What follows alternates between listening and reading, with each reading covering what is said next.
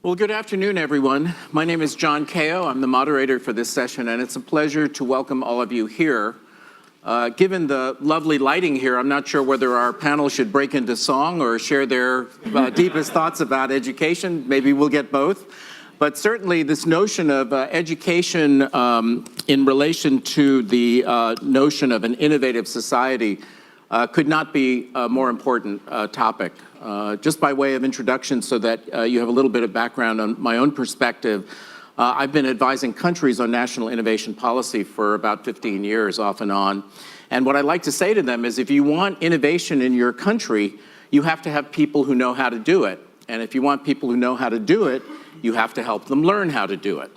And this whole notion of how to learn for the purposes of a 21st century innovative society, to my mind, is really in beta, or maybe even in late alpha.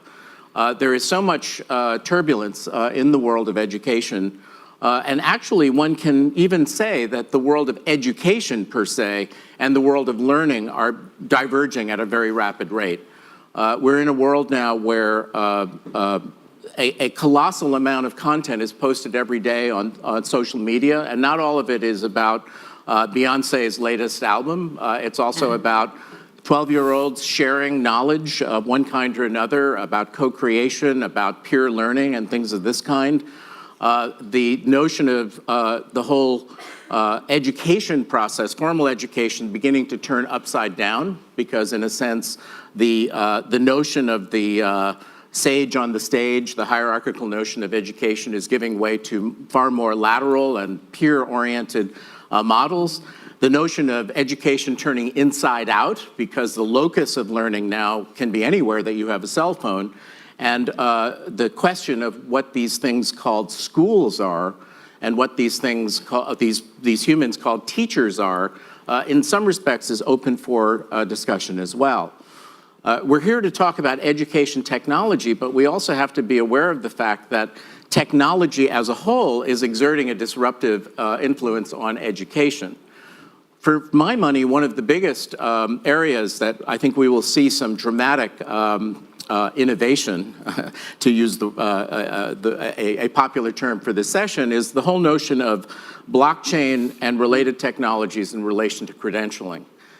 Once we have a regime for freeing credentialing from traditional mechanisms of authority and allowing credentials to float around in relation to, let's say, more sophisticated technologies that enable personal digital identity to become a reality, so that individuals can participate in digital market spaces for employment, for skill development, and one can focus on micro-credentialing as opposed to, the grand opera of a 4-year university degree, a high school diploma, and things of this kind. The flexibility, the agility that will enable, just to cite one example of the kind of disruptions that we're in store for, I think is going to be very interesting to watch. So we as a group here, I think, have a real opportunity to co-create today. We only have an hour. We have a very distinguished panel, whom I'm going to introduce in just a moment. But I want to set an expectation that in our discussion, which I think will occupy most of our time. We have decided as a team that we're each going to make approximately 5 to 7 minutes of remarks, but that means that we want to leave airtime, the majority of the airtime, for all of us. And the expectation is that we would actually come up with some actionable insights as to what an education or a learning ecosystem that supports innovative societies should look like. We have lots and lots of examples of best and promising practices. There's lots of ideas out there. There's lots and lots of educational technology. Some of it seems very promising. Others seem, perhaps to be motivated more by the desire for the latest commercially attractive, bright, shiny object. And then there's everything in between. So we have a lot to kind of cover as a kind of a peer community over the next hour. To help us and to get us rolling, we have a very distinguished panel and a very eclectic panel. First of all, we've got Amy Ogan, who has a very imposing title that I will read in its complete glory, the Thomas Lydia Moran Assistant Professor of Learning Science at Carnegie Mellon. She runs a laboratory that is about the whole value chain of developing, testing, deploying, studying the effects of interesting to her and her colleagues educational technology, and to us as well. So she comes directly from the world of education technology. Then we have, and I'll do these in order of the remarks that you're going to hear. We have Asheesh Advani, who is the CEO and has been the CEO for the past 3 years of Junior Achievement.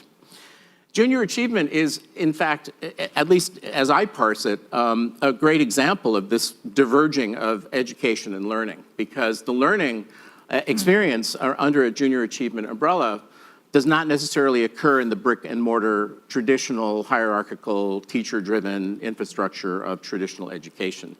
And I think his experience in terms of occupying a particular kind of place in a particular ecosystem that creates intellectual capital, distribution capability, and also funding capacity. Because now we're talking not just about government officials in ministries of education writing checks for new programs, which could actually take quite a while, nor are we necessarily just talking about Sand Hill Road venture capitalists funding new innovations, but we're talking now also about corporate social responsibility programs, of which there are many. We're talking about employee engagement programs to take the muscle of a talented workforce and apply it to the notion of learning and education for an innovative society, for a society that is able to progress and do great things.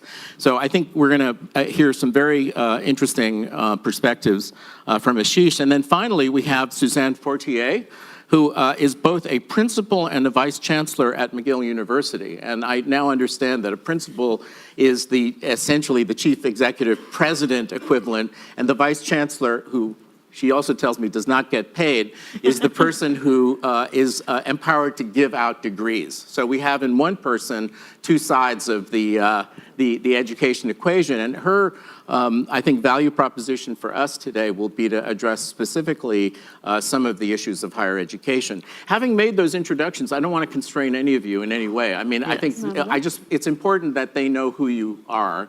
But I think at this point, perhaps we should turn it over to the panel. I just want to make one other point, which is that, part of the reason that I volunteered to do this moderating role is because this whole notion of innovation learning, in a sense, has been an obsession of mine for the past 30 years. I developed the innovation curriculum at Harvard Business School back when innovation was still a somewhat countercultural term in a graduate school of business, taught at the MIT Media Lab, Stanford as well in their executive programs for innovation. And I'm currently very much involved in thinking about how young people, let's say K through 12 young people, can learn the skills of innovative thinking and innovative leadership, which is represented in the organization that I started a few years ago called Edge Makers. So with that, let me turn it over to my colleague to my left, Amy Ogan. Thanks.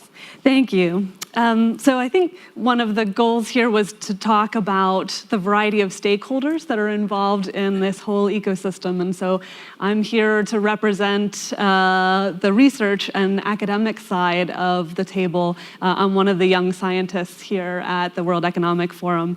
And so I thought I'd tell you a little bit about some of the things that are happening at Carnegie Mellon University in our labs, where there's really exciting opportunities, both because we have access to the latest learning sciences, but also access to the latest technologies. And so we see some extreme promise in the ability to deliver adaptive education through the use of a variety of technologies. And when I say that, I mean everything from low-tech examples, for instance, we have a project in the Côte d'Ivoire where we're looking at delivering a literacy curriculum to children whose parents may not be literate in the language that they're learning in schools, entirely by basic phone. So these are technologies that children already have access to in the home, and where they can call in and use our interactive voice response system to actually access the latest in a literacy curriculum that listens to the children and can provide them with targeted support for exactly the literacy skills they need, including teaching them games that they can then go and play offline after they hang up. So that's one example of a more low-tech solution that uses technology that's already available in the environment. And we work the whole way up to actually trying to get learners off of screens and putting sensors in the environment, for example, in a classroom where we can collect all sorts of data on exactly what's happening in the class, keep it anonymous, but collect everything from facial expressions, movements, to where the teacher walks around the classroom, where they're looking, have they looked at every student and engaged with each child individually, process all of that and provide it back to the instructor so that they can actually see what's been happening in their classroom with a fidelity that's impossible for them to achieve on their own in the moment, and helping provide them with professional development opportunities that let them improve what's happening in their own classroom. So to me, these are the really exciting things that are coming out of academia, which we would love to be able to see in more of a global deployment in places where a particular technology makes sense and can integrate into the community more widely. And another advantage that we have in academia is the ability to really focus on efficacy.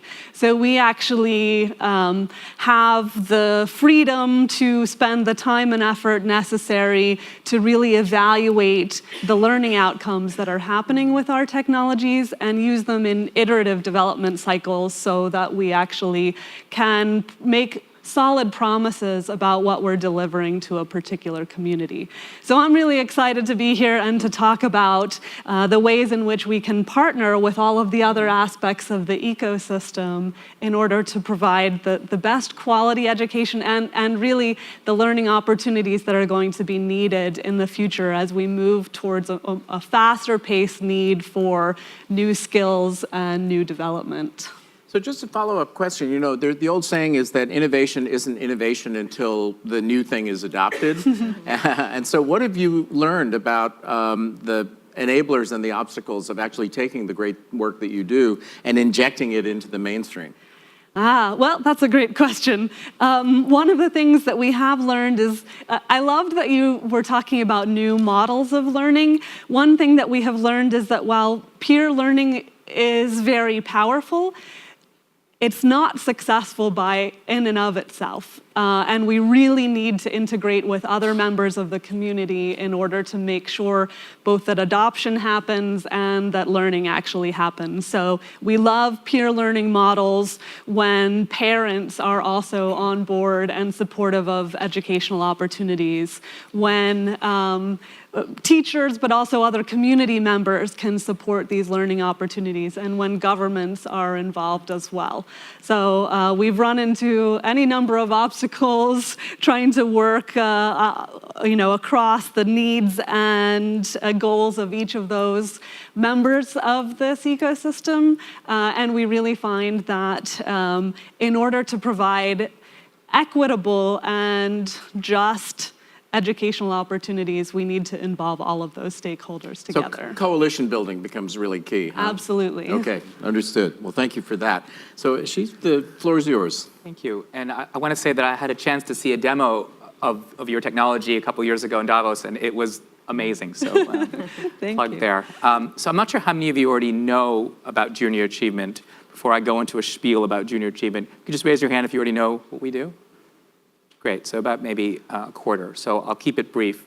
So junior achievement is an organization that has offices in 116 countries, and we reach schools, and we reach kids, and we partner with governments and with the private sector. And we do this in a multi-stakeholder way, quite simply because it creates more sustainable programs to actually focus on changing the mindset of young people. So that's really our goal, is to supplement school education by focusing on mindset shift, to really get young people ready for the future of work. Now, the future of work constantly is changing, so our programs constantly change. And the organization is turning 100 next year, so to last that long is a good indication of how often we've had to reinvent ourselves. And we're right in the middle of a reinvention right now, particularly thrust upon this idea of creating an innovative, entrepreneurial future. The WEF study, the WEF report, Future of Jobs report, which I recommend that you all read if you haven't read it already, has a lot of great data to anticipate where we're headed. One of the data points is it's possible the average young person will have over 20 jobs in the course of their life. From my perspective, if you're going to have 20 jobs, it means it's possible that you actually are going to be fired 5 times. Or at least leave involuntarily 5 times. And I'm not sure about the people in this room, but it takes a mindset shift and a resilience to be able to have that type of transition in one's life. In my view, the innovative mindset is very tied to self-efficacy and the ability to believe in one's own success. So to be able to persevere through occasional challenges as you build your innovative product, or you accomplish the innovative goal that you've set, or set the innovative ambition which you believe is what's motivating you. So how do you create that mindset? The good news has been lots of research. Great academics have done research on how to create that mindset. And it really comes down to a handful of things. One of the things is actually having a role model at a young age that allows you to believe you can do more than maybe what your parents have done. Because that's usually your scope of influence, is your relatives and friends, parents, etc. But being exposed to a role model relatively early in life, particularly if you're a girl, can truly change your own capacity for thinking where you're going to end up. What we found is the role model also has to be a person who has a similar background to the young person. So exposing a young kid to Jack Ma, who'll be speaking tomorrow, while it's great, it's not going to create necessarily the mindset shift that would happen. I'll tell you a quick story. I was in India, and we had young girls in 8th grade who are the daughters of rickshaw drivers. And we took them to GE Healthcare for the day, and we asked them, how many of you are interested in science? And about 1 out of 10 hands went up. Then we exposed them to sort of people who work for GE Healthcare who had careers. One of the speakers was a 28-year-old woman, I remember her very well, who was an innovative nutritionist for GE Healthcare. She designed really creative meals in hospitals to ensure that people got a nutritional value. And she was so eloquent in her speech, and she said, I used to be just like you. And now I get to work in this air-conditioned office. For a lot of girls, it was their first time going to an air-conditioned office. And this is the job that I have. And we asked them at the end of the day, how many of you are interested in science? Every hand went up in the room. And I truly believe the reason that happened is because they all wanted to be just like that attractive 20-year-old woman who spoke really articulately about her passion for her career, and they looked up to her. That's just one example of a story. I could tell you so many more from other parts of the world. If you don't know JA, we sometimes go by Injaz in the Middle East and Young Enterprise in the UK. And we customize our brand for every part of the world, partly because the programs tend to be customized for local need. For example, in Injaz in the Middle East, we have programs in partnership with government schools. And we're really one of the first NGOs allowed into some of these schools to teach entrepreneurship education. So it's such an opportunity to impact countries that otherwise hadn't prioritized entrepreneurship education and prioritized even teaching to the test. So as we think about how to truly build an innovative mindset, I'll talk a bit about stakeholders perhaps a bit later on in my remarks, but I fundamentally believe that it's about mindset shift. Terrific. Thank you very much. Suzanne? Thank you. Let us hear from you. My colleague has already mentioned some numbers about the future of work. And of course, there's a great report that was published yesterday, so we'll all dig into it. But those numbers are telling us, I think, what we need to prepare for. skills having to be renewed every 3-5 years, people entering our universities right now who will do jobs we don't even know about, we can't even imagine. I think this is the future, and we have to prepare for it. People ask me often, what's the challenge for you in universities? The challenge, I think, is that we have to prepare individuals to be both job ready and future ready.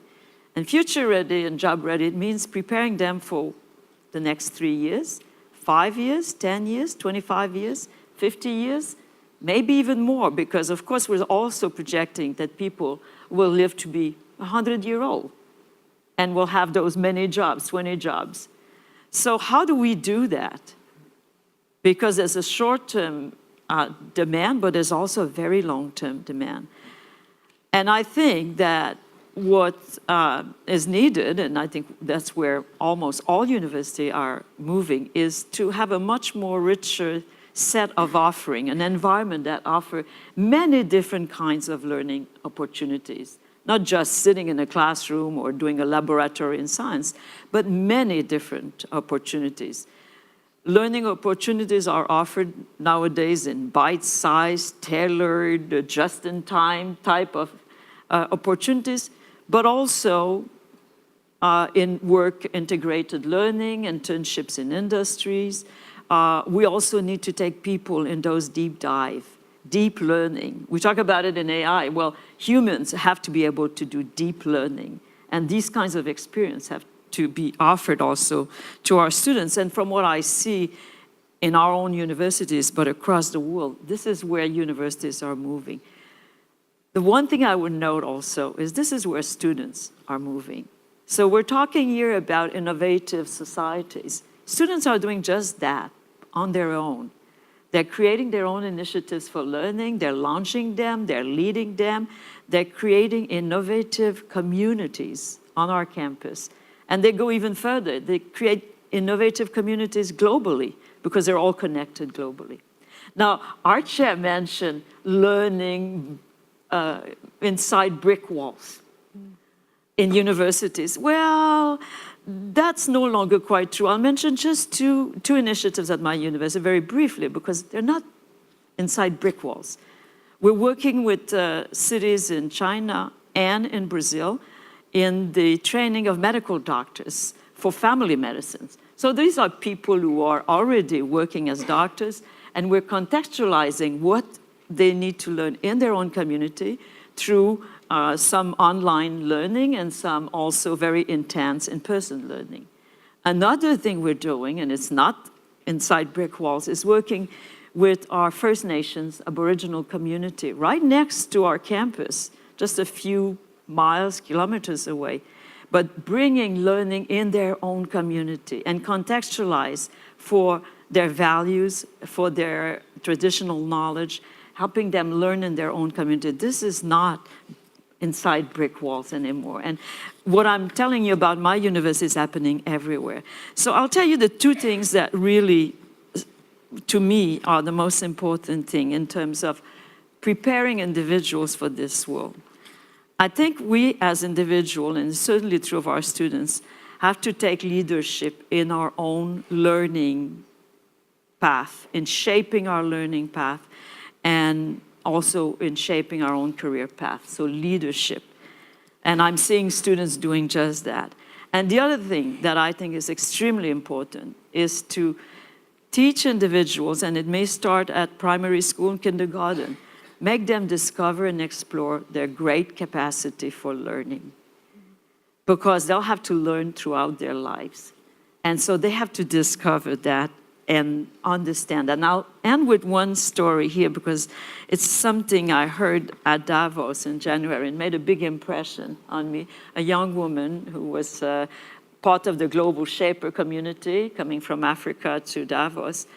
And she described in a very simple way what she wanted from her education. She said, I want to have confidence in my own learning capacity. That's what she wanted. She wanted to be able, whatever she was facing as a new opportunity, a new challenge, to be able to say, I've never done that, but you know what? I can figure it out. I can figure where I can do more learning in order to be able to do what you're asking me, I have confidence. I have confidence in finding the tools I need, and I have confidence in my own learning. If we can graduate students from universities with those two things, leadership in shaping their own learning and career path, and confidence in their learning, I think we'll be okay. Well, we have three really wonderful articulations of the kind of opportunity spaces that exist in the education and learning space today, you know, whether it be technology, whether it be the, in a sense, co-curricular space around making the bridge from learning to employability, or 100-year-old people, or what my colleagues at the Harvard School of Continuing Education call the 60-year curriculum, which means that none of us are really off the hook, but we have to keep learning. We have to keep going. So, you know, I think we ought to just get right into the subject matter at hand. You know, here we are, I think a room filled with experience and opinions about the subject at hand. What are some best or promising practices that you all have seen for coalition building, for the introduction of new technology? What are your thoughts about what you've just heard from the floor here? And perhaps you could also start thinking about what is it that this kind of a community could do to actually begin to prototype the kind of ecosystem that might be required to take meaningful action. So I'll throw it all open to you. I'm sure you've got thoughts, and you know, we can also keep talking up here, but we'd love to hear from you as well. Yes, sir, right here in front. When I was listening to you, I was very inspired. Thank you for that. I come from a startup, so I'm in the innovation community in the business side. And when we talk about startups or innovation, there must be a unique selling proposal. And I believe for every human, there is unique contribution proposal that they can deliver to the world. And there's a question and comment in the same sentence that I believe, and I'm trying to ask, is there some technologies to help young people to find their own unique contribution proposal to future economy or to future companies, future jobs? Because as many career shifts that they will have, the unique motivation they have for contribution comes from their inside, and they have to find it. And in the workplace, I see people who found their unique contribution, they can thrive in the business. And I'm asking your comments about it. Any thoughts? So I guess I can jump in and say that we have this particular program, which I think gives me the data to intelligently answer your question. The program is in, I think, 90 countries now, and it's the same program where kids are asked to create a business while they're in high school. And 5 years ago, the businesses looked different than the businesses now. And I think that's because there's some gravitational pull of interests in some areas, one of which is social entrepreneurship. So about 70% of high school students now, when asked to create a business on their own, they're creating a business which has some social benefit for the world. Which is worldwide? Which is worldwide, which is a worldwide trend. Yeah. Okay. Frankly, I think it's even more in some parts of the world, in the less developed parts of the world, the traditionally less developed parts of the world. That's really interesting. And the emerging economies, which shocked me, actually. You'd think it would be the Western economies, but it's not. And the reason I use that data point is I think that there is this self-motivation. Frankly, the UN global goals, as much as sometimes they don't get their fair share of attention, I do believe that in some countries it's seeped into the culture of how people feel they're making a contribution to the world. I think that's already happened. Yeah. Schools are teaching it now. Yeah. So to think that's actually influencing the direction of young people's business choices, I mean, I think that makes me very optimistic for the future of the world. Yeah, I'll add just to that, because we're seeing that in universities. In Canada, over 50% of young people want to be entrepreneurs. And they cut their teeth on social innovation. They also do all sorts of other innovation, technology innovation. Every university has entrepreneur centers and social innovation. But what amazed me is exactly what he says. It starts very young in life. And I remember talking to one of our students who got a Rhodes Scholarship, and learning about her path. And she said, well, at the age of 9, I created this organization to do this, and that, you know. It was for social benefit to help other children. Age of 9. So they come to our universities after they've launched 2 or 3 social innovation projects. I mean, the serial entrepreneurs are there in our universities when they arrive. And so they're not about to abandon that kind of excitement that they've learned how to bring to their own lives. And they do that. Go ahead. I was just going to add that from a technology point of view, one of the things that we've been doing to work to inculcate such an attitude from an early age is to use technology to scaffold students in being reviewers of other students' work and having the idea that your voice and opinion is actually a valid one. Now, without scaffolding, often students really struggle to provide a good critique of another student's idea. But we can actually use adaptive technologies to guide students in a way to help them find their voice, to find the ways to contribute to other students' ideas. And so I find this a very valuable approach from very early on. And just to come back to the personal identity topic, to the extent that down the line you'll be able to represent your credentials, not just your academic grades, but your internships, your co-curricular activities in a way that's on a blockchain, so it's got trust associated with it. Your personal digital identity can negotiate on your behalf in a market space that's also inhabited by employers and by NGOs and purveyors of information to essentially negotiate on your behalf to find opportunities that either may fit with your profile or may be different from your profile, but interesting for you in terms of like a recommendation engine. That's not today, but within the next 36 months, we're going to start seeing businesses that are doing this. So what about the rest of you? Let's get one from over in back there. We're going to have spatial diversity here. Hi, my name's Caroline, and I run an organization using theatre as a social change tool and also with corporations. And I've just come in, so you may have already answered this question, but I'd be really interested in your perspective of the role of the arts in education. It feels like creativity and innovation is all about tech, and actually we're forgetting some of the kind of old style ways of thinking about creativity. And even this morning I was having a conversation with somebody who was saying, like, you know, actually somebody in tech who's saying that there's always a push to, oh, we've got to get skills out there, you know, skills in tech. But actually what we're not doing is educating people on creativity and collaboration, lateral thinking, a sense of aesthetic, the soul qualities, the humanity. And that's my biggest concern with this drive towards sort of technology and education. Are we actually forgetting the soul of what drives creativity in the first place? What about the soul, huh? I would say that's a sad view of technology, actually. And at Carnegie Mellon, at least, one of the things that we do is provide a very strongly intertwined view of art and technology. And so we actually have multiple initiatives that cross the two disciplines in order to show students that creativity is a part of technology and technology can enhance your creativity. And so I agree that this is the future. If you see the art installation that's out here on the top floor of the robots that engage with you, follow you through algorithms that are developed for its sensing systems, but that all required a background in the arts in order to be able to develop as well. So I think that the future is bringing those two together.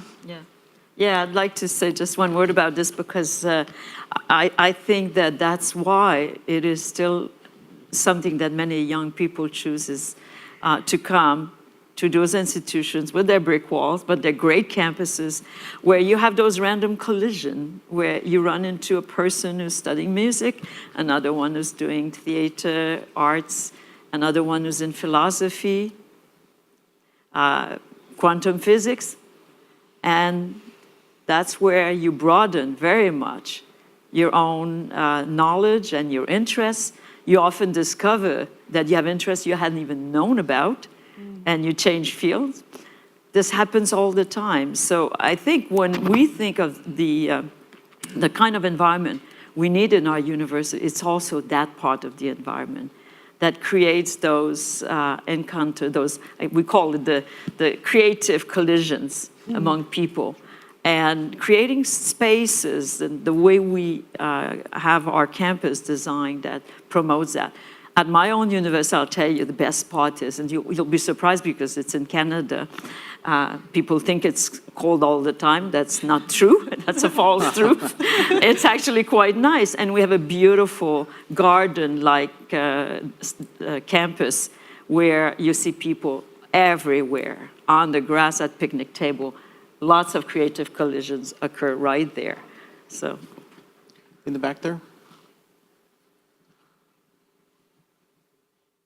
So I'd like to augment what she has said, because if we say we do that, but our paper chase is about grades, about passing the examinations from primary school, even nowadays from kindergarten to secondary school, and only the one with good grades would then go to the best university.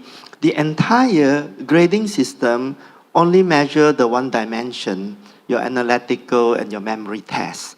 But then all the other multi-talents that the child has is not measured. And then we can give some lip service to say, all right, you know, you actually will be by accident meet each other, by collision, we design the place, but we're not going to measure it. So in this case, the parents will still pressure cook their children, and then everybody becomes like a robot, and eventually the AI will replace them. So the entire rote learning system doesn't serve the future at all. So how can we start to go back to the human values of how to be a good human being and not be a good robot?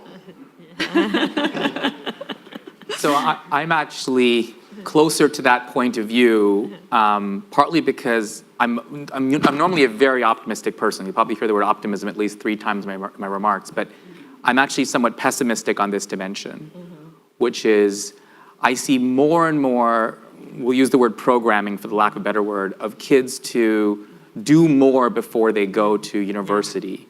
And there's a trade-off to that. And we should be really honest about the trade-off. And I do believe one of the trade-offs is on the creative side of the mental balance sheet. And I think what's happened, I guess the piece where I'm optimistic is that's happening in a self-directed way. So kids on their own are developing that through spending time, frankly, on YouTube, which is where they spend a lot of time, in case you haven't looked at the data. And that's where they're getting their creative interface, not in schools anymore, because schools have to either teach the test or teach to the future of work through these sort of experiential learning opportunities. In the front, right here. Thank you.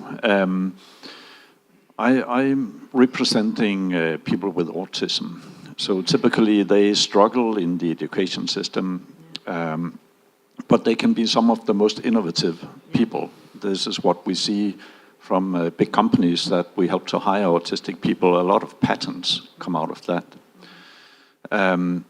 So my question is, how can we not just help the kind of standard, normal, high-performing kids, but also get access to those who fly under the radar today, and from my experience, struggle a lot with the standard expectations. My own experience is that we need to create playful environments where they can show us instead of tell us, because that's what they're good at.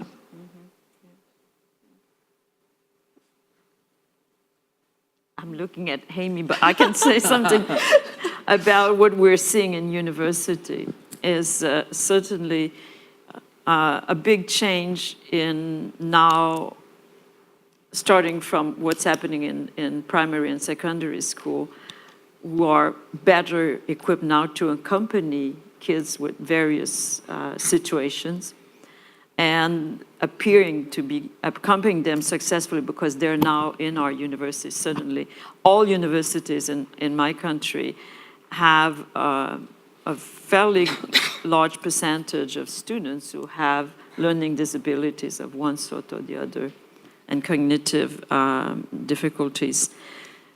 But of course, as you notice, they have other abilities. What has happened, I think, in the last few years that has been really good is that now the stigma associated with those conditions is decreasing. So people are better able now to come and tell you, I have this condition, I will need to be accommodated for it, and then we can do so. I think that's the big turning point is not so long ago, people didn't even want to disclose and didn't want the accommodation and therefore were not able to succeed. So. Well, and also, education has up until now, or until recently, pursued a mass production model where people who learned at different rates were outliers and could not be accommodated. In a world where technology enables a high degree of personalization and self-directedness, a lot of those bumpiness characteristics kind of go away. And I don't mean to sound like a broken record, but technology can help here. For instance, we're exploring ways in which assessments can be done through play, for instance, and technology is one of the places where that can happen because we have the ability to look at all of the micro decisions that players make when they're engaging in gameplay, and this can be accommodating for students of different needs. We have the ability to change the way we assess to having students talk to virtual characters instead of being assessed on a paper test or through interaction with an instructor, and we know that this is more accommodating of students with different needs. So I'm highly optimistic about our ability to adjust the way that both we teach and that we assess through the use of better technologies. So I want to shift the conversation a little bit and ask, what can we as a community do? What can we do to create this kind of ecosystem? And what's the role of business in doing this? We obviously have representatives from the corporate world here as well. We've got some leading examples from Junior Achievement and others, but what should we be thinking about? Let's get a little action orientation going here. So the gentleman over there. Hi, my name's Jim Garrett. I'm the Dean of the College of Engineering at Carnegie Mellon University. And one of the things I wanted to say was I think the biggest challenge is that so many times companies will list that grade point average as the litmus test for who they're going to look at, and they miss this really richness of the person. And so I think that's a challenge for all of us. We have faculty that do the same thing. They sort of write off students that sort of aren't doing well on the first test, that they're basically not going to get it. We have to change that mindset. It's something Carol Dweck calls the growth mindset, that it's more about what kind of progress can a person make as opposed to where are they at any given time. Your idea about blockchain too is interesting. It could create a very different type of resume that shows that progress over time. I, for one, want to see what the trajectory looks like, not what a given point in time looks like. Yeah, I mean, grades are like the streetlight effect. They're easy to measure and they give you an action item. But, if you imagine a life arc that includes a number of different kinds of activities that don't even involve school per se, but are about learning, you've got something very different. So I think you put your finger on the key issue, which is if we can't measure it, how can people value it? And I think that's a fundamental problem on so many levels in society. In fact, there was another session on that topic about how data is becoming more and more an obsession. And I think what's happened is soft skills are now starting to get measured. So one potential avenue of solutions is start measuring soft skills. The SSAT is now starting to measure soft skills. However, my personal belief is that will be supplemented by micro-credentials. So micro-credentials will allow branding of and the value of groups of soft skills that people have acquired. We've launched, for example, a micro-credential at JA in 28 countries, where people who've come out of our program now get a micro-credential, which shows that they've improved on a variety of soft skills, including creativity and innovation, because they formed a business well in high school, regardless of what their grades were. So that's an example of something which I think will get valued over time. So here's an idea for the community. I mean, how about coming together around some effort to, if not create standards, at least describe what standards might do for us in some of these credentialing areas, what the full palette is, maybe related to the Center for the Fourth Industrial Revolution's blockchain team, and start thinking about what does it mean to credential in the 21st century, and who gets to do it, and what should it look like, and how should we evaluate different kinds of credentials so that we can not only do micro-credentialing, but then stack them in a way that then influences the people who formerly would look at the grade point average, but now have a more complex, but arguably a much richer and more meaningful set of tasks. Yes, sir. Thank you. My name is Kumar, K.S. Kumar. I just wanted to, just you asked this question around what can business do for the future of, and you talked about the future of work. So just as an example, I went to a country called Jamaica some years back, few years back, and I found that what's the challenge the country faced was young people can't afford to go to college, and if they went to college, they drop out. And that's what the Prime Minister told me. So we picked up the students on an earn while you learn model, and we worked with very large companies, Fortune 50 companies, and created a new curriculum, which is relevant in terms of what they want done. You know, supply chain and logistics, for example, you know, data analytics and so on. And we put these 3-year degree programs for people who can't afford to be in college, and then created the future of work. And they're working with us for the last 3 years now. And we employed 5,000 people like that at this point in time. So, and taking another point, another segue on this one. So what about sports education? And how do you bring technology to really take sports education? You know, think about Usain Bolt, whom I met in Jamaica. I wanted to take, Bolt is retired from sprinting at the moment, right? He's retired. But how do we use sports, or Bolt's knowledge, know-how? I'm making another 100 sprinters across the world.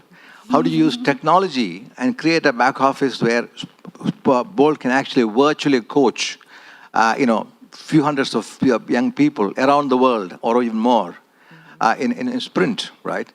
So that's where possibly, I'll be interested probably to invest in that actually. I'm looking for the right technology. It's a good project.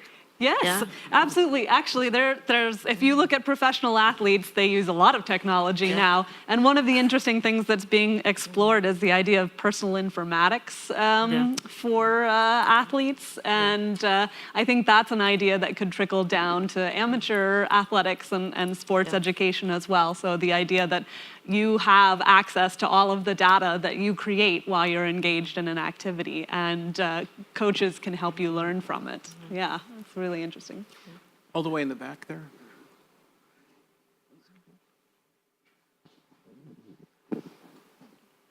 Hello, I'm Global Shaper from Armenia. I wanted to present that we have education is key in Armenia because we don't have resources, we have brains only. We have, yeah, that's true. It's not bad.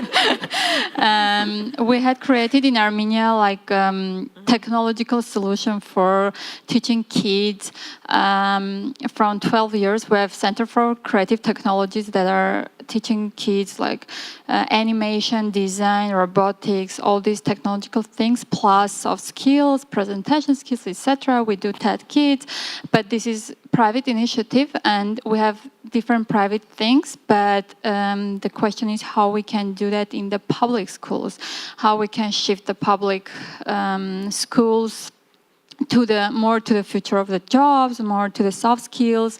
And one thing I think this community can do, in my opinion, I think all the countries have best practices, technological gamification, these type of things that need to bring together and discuss, understand what is applicable. We can make kind of toolkit for the education ecosystem that can be replicated in both developed and developing countries, and we can share our experience, for example, Armenia with our experience, and I don't know, you with your experience, Canada with its experience, and this huge community can contribute in that way. Maybe we can think how we can come together, the private sector and the public sector, because if there are people keen to work with the state, I invite to Armenia, because we're really open to discuss and to take a lot of things.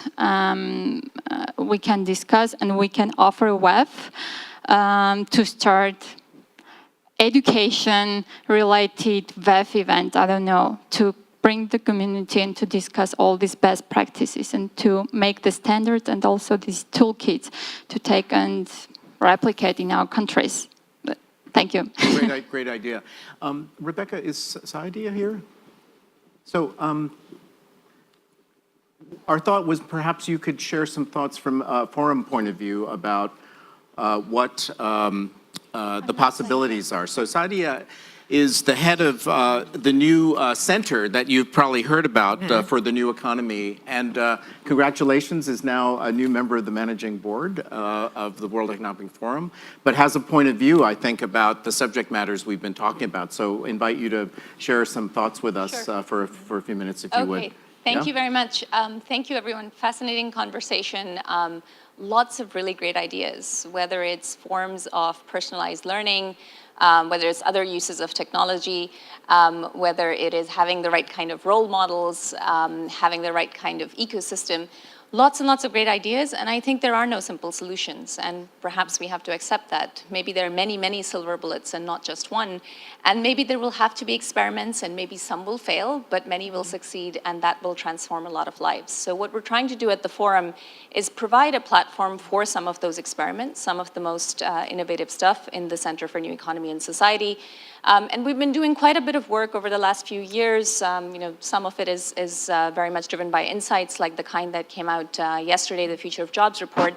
But now we're trying to move really towards action, and we need all of your help with that. And I'm going to tell you just about 3 things that we're doing. And if any of you are interested, please come and join us. And if you have other ideas, let's talk about that as well.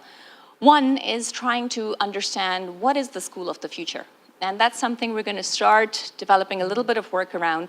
But if we had to give a roadmap, and maybe there's not just one, maybe there are many, but if we had to pick out 10 ideas and say this is what the school of the future needs to contain across different income levels, taking into account that there are children who are in refugee camps who need to go to school, but there are also really fascinating experiments happening in Silicon Valley. So let's try to pull all of that together. What would the school of the future look like? A second aspect is, you talked about blockchain and certifications. Do we actually have the same language around skills? Are HR leaders, schools, universities, is everybody using a different language? So trying to do something very ambitious, which is create a skills taxonomy that is shared, that is pooling information across various sources. And then the last aspect is trying to hopefully get governments involved in some of these experiments.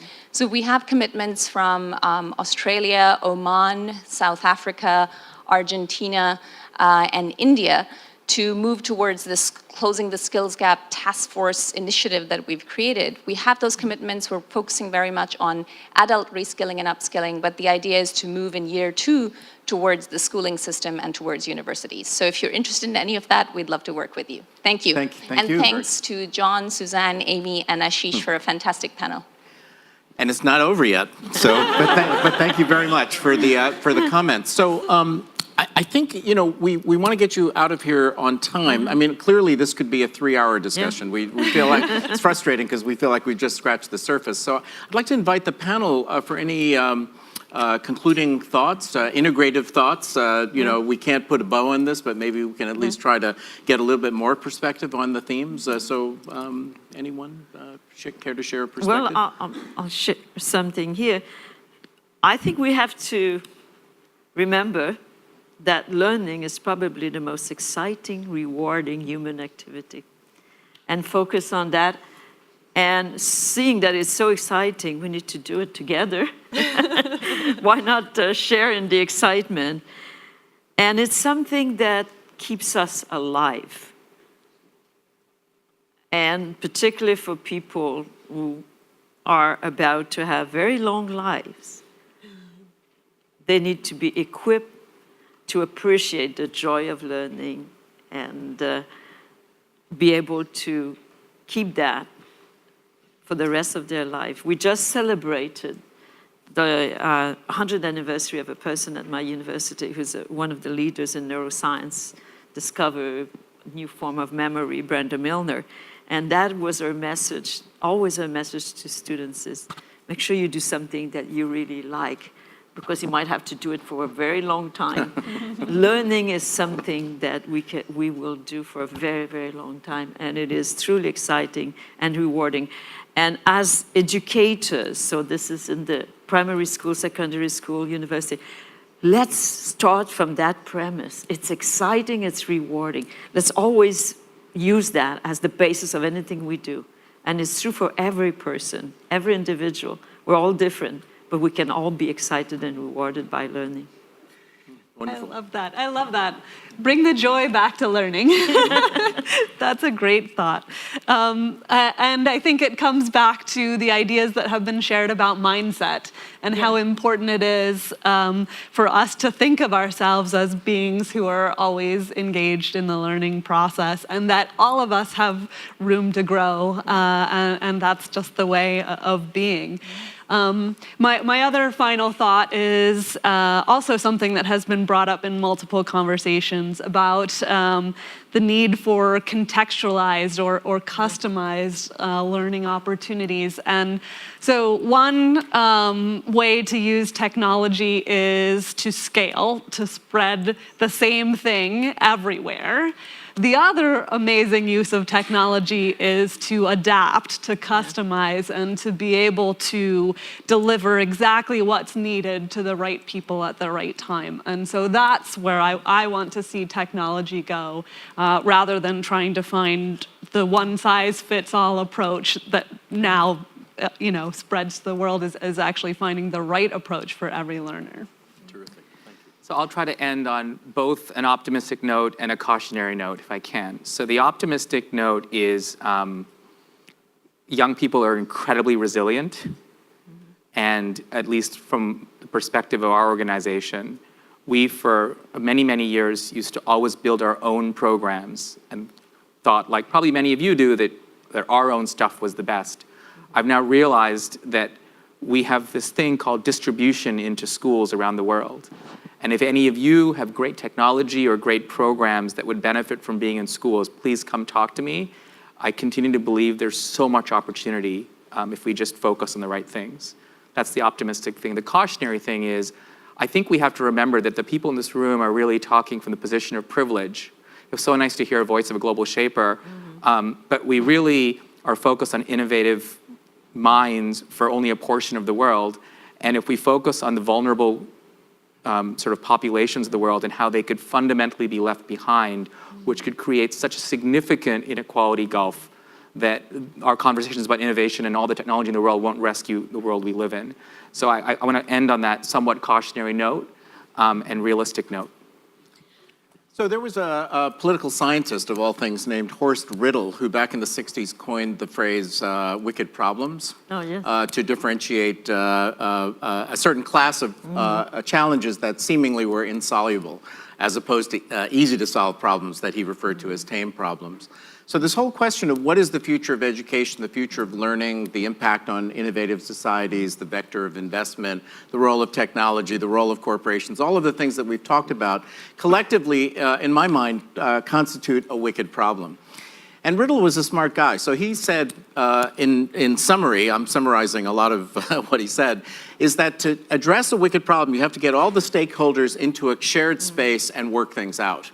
And so I think one of the key takeaways is the importance of coalitions, that it isn't just the teachers union or the parents or the principal of the school, but stakeholders in the surrounding society, many different stakeholders. And how to orchestrate that conversation, I think, becomes both the key challenge as well as the key takeaway for action here.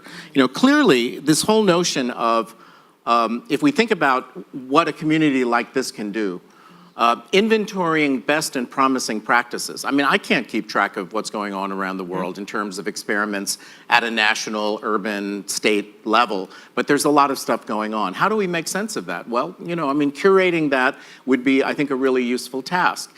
The suggestion from our colleague from Armenia about a toolkit. You know, in the 60s, there was this thing called the Whole Earth Catalog, and it purported to put all of the relevant tools for civilized living into one volume that you could refer to. Well, you know, I'd love to have a Whole Earth Catalog for emerging education technology because it changes every week. There's new stuff all the time. So how do you keep up with it? And then how do you get the curation to be able to make sense of it and to be able to say what technology is relevant for what situation, what set of purposes? This community can be involved, as Ada said, in terms of beginning to approach this whole notion of what are standards, what are useful measurements, what are credentials, how do we represent them in a way that's really useful in a 21st century environment and in terms of a 21st century world of work.